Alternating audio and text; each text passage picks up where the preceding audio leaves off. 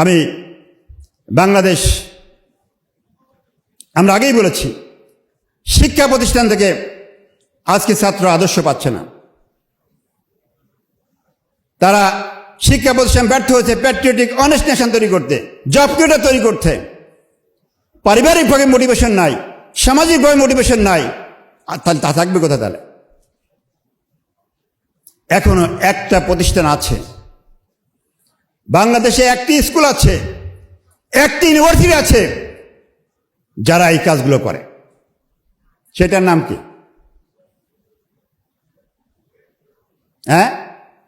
বুয়েট। বুয়েট কি? বুয়েটের ছেলেরা কি সুদ খায় না? ইঞ্জিনিয়ার হওয়ার পরে ঘুষ খায় না?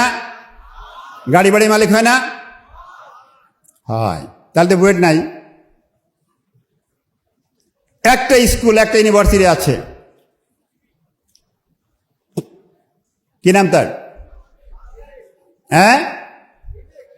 বাংলাদেশ ইসলামী ছাত্র শিবির, বাংলাদেশের একমাত্র ইউনিভার্সিটি, একমাত্র শিক্ষা প্রতিষ্ঠান যেখান থেকে আদর্শ, আমি আগেই বলেছি, প্যাট্রিয়টিক অনেস্ট নেশন তৈরি করতে তারা সফলভাবে, তারা ব্যর্থ হয়নি, তারা সফল হয়েছে। এজন্য ইসলামী ছাত্র শিবিরকে ধন্যবাদ জানাই। আজকে সারা বাংলাদেশের মানুষ দেখতে পাচ্ছে যে চারিদিকে যেভাবে চাঁদাবাজি ছড়াছড়ি, অন্যায়ের ছড়াছড়ি, জুলুমের ছড়াছড়ি, হাত দখলের ছড়াছড়ি, আমি বিশ্বাস করি, আমি বলছি না যে 100% কারেক্ট পাওয়া যাবে। আল্লাহ রাসূলের সময় সাহাবাদের মধ্যেও দু একজন খারাপ ছিল না, আমি এটা বলতে পারবো না। অনেক ইতিহাস আমরা জানি। আমি 100% গ্যারান্টি দিব না, কিন্তু 90% গ্যারান্টি দেওয়া যাবে যে শিবিরের প্রোডাক্ট চুরি করে না, ঘুষ খায় না, চাঁদাবাজি করে না, অন্যায় করে না, জুলুম করে না, এই গ্যারান্টি দিতে পারবো আমরা।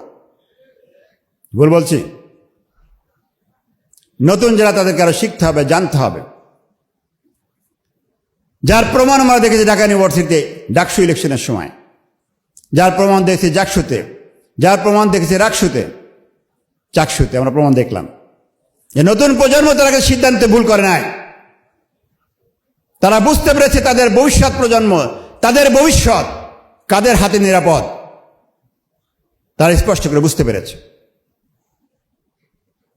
তো সেই জন্য আমি বাংলাদেশ ইসলামী ছাত্রকে ধন্যবাদ জানাই যে তারা এখন পর্যন্ত এদেশের জন্য একটি সম্পদ, আগামী দিনের ভবিষ্যৎ, এদেশের স্বাধীনতা সার্বভৌমত্বের গ্যারান্টি, অনেস্ট প্যাট্রিয়টিক নেশন তৈরি গ্যারান্টি এই একমাত্র ইসলামী ছাত্র দিতে পারে, দিয়ে যাচ্ছে।